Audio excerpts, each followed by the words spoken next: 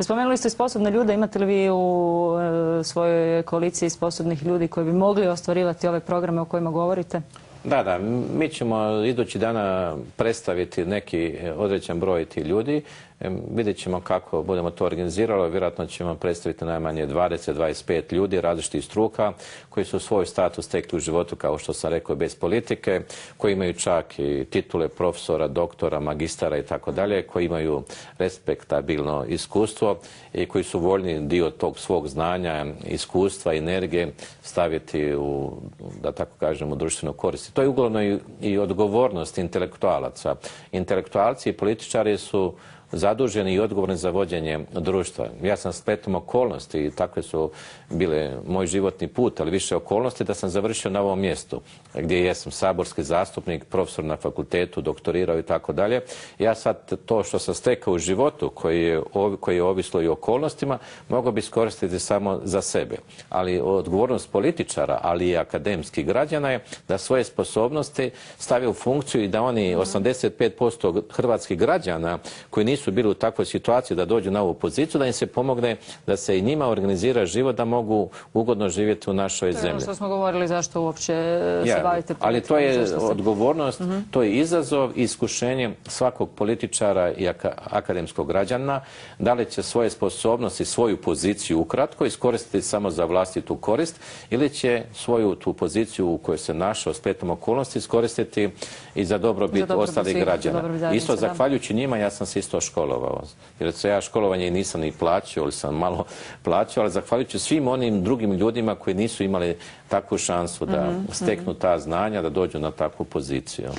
Gospodine Jurčiću, postoji li još kakva šansa za širenje te predizborne vaše koalicije, ne znam, da okupite još neke stranke, Ladonju, gospodina Kukurina, HSLS je tu? Da, mi svi spadamo u taj neki srednji put ili treći blok. Biste li mogli biti nositelj koalicijske liste tih svih stranaka, evo koje smo nabrojali, koje već jesu? Pa osobno sa ove koje ste nabrojili, koje se pojavljuju na političkoj sceni, osobno s njima sam u vrlo dobrim odnosima. Može se reći da skoro tjedno, ako ne dnevno, smo u kontaktu, razgovaramo. Mislimo da smo daleko otišli u tim pojedinačnim političkim kampanjama i organizacijama, pogotovo kod mene, kod nije puno to lakše, kod mene postoji puno veći blok, puno više različitih stranaka, pa čak i u bloku umirovljenika postoje nekoliko stranaka.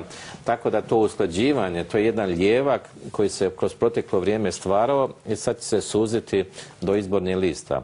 U svakom slučaju, prirodno je da mi činimo blok nakon izbora, da činimo koaliciju nakon izbora. Mislim da su sada male mogućnosti, budući da se izborne liste predaju skoro za tjedan dana, da promjena strukture na izbornim listama i mogućnosti da su vrlo male, ali u svakom slučaju pratimo, pa može se reći, svakodnevno događanje na političkoj sceni. Postoji ta želja, veća ili manja od svih ovih koji ste nabrojili i drugi, ali bojim se da tehničke mogućnosti, organizacijske mogućnosti da je vrijeme proteklo za... Dakle, zbog tehničkih mogućnosti neće biti širenja ove koalicije, inače bi moglo doći? Da, mi smo inače u našoj koaliciji poslije ljeta, odmah ili prije ljeta se skoro dogovorili ali definitivno smo potvrdili da širenja koalicije neće biti, to je bilo negdje u 9. mjesecu. Otvarati taj proces širenja je zapravo promjene strukture unutar nas, a to bi zahtijevalo puno više vremena, ali ja mislim da ovi izbori neće riješiti hrvatske probleme, ali na ovim izborima je važno da se potakne proces promjena, da Hrvatska krene na put da bude održiva, da tako kažem. Što znači proces promjena koji počinje sa promjenom vlasti ili, rekli ste doduše smjenom, ne promjenom? Da, baš promjena, ne smjena, ne da ovi zamjene ove, nego da dođe do promjena u toj politici, organizaciji države, u organizaciji procedura, ali prije svega u prioritetima politika i ekonomskih politika, da nije više svetinja čuvati neke virtualne elemente kao što su sad proračuni i tako dalje, nego on se i ne čuva u Ministarstvu financija, on se čuva u gospodarstvu. Prihodna strana je zapravo rezultat gospodarstva, rashodna strana je rezultat organizacije javnih službi.